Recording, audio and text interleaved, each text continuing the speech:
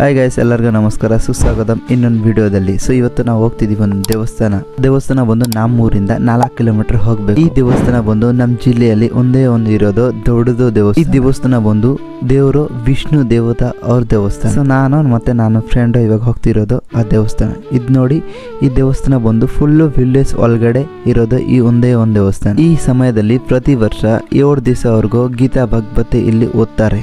Last day ಬಂದು ಯೋಗ್ಯ ಮಾಡ್ತಾರೆ. ಈ ದೇವಸ್ಥಾನ ಎಷ್ಟು ಪವರ್ಫುಲ್ ಅಂದ್ರೆ ಯಾರ್ಯಾರು ಏನೇನ್ ಅನ್ಕೋತಾರೆ ಎಲ್ಲ ಆಗಿದೆ ಅಂತ ಎಲ್ಲರೂ ಹೇಳ್ತಾರೆ. ಈ ದೇವಸ್ಥಾನ ಬಂದು 3 ಎಕರೆ ಜಮೀನಲ್ಲಿ ಇರೋದು.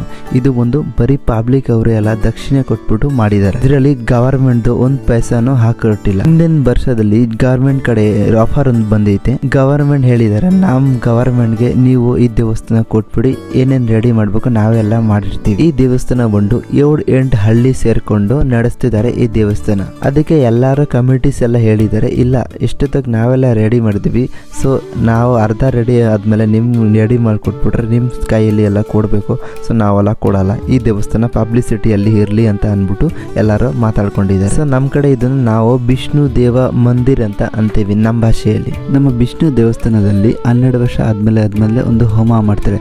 ಆ ಹೋಮದಲ್ಲಿ ಬೆಂಕಿ ಕಾಯಿಂದ ಹಚ್ಕೊಡಲ್ಲ, ಡೈರೆಕ್ಟ್ಲಿ ಸೂರ್ಯದಿಂದ ಹಚ್ಕೋತಾರೆ ಈ ವೈಗ್ಯದಲ್ಲಿ. ಇದು ದೇವಸ್ಥಾನದ ಗ್ರೌಂಡ್ ಫ್ಲೋರ್. ದೇವಸ್ಥಾನ ಒಂದು 3 ಫ್ಲೋರ್ ಇರೋದು.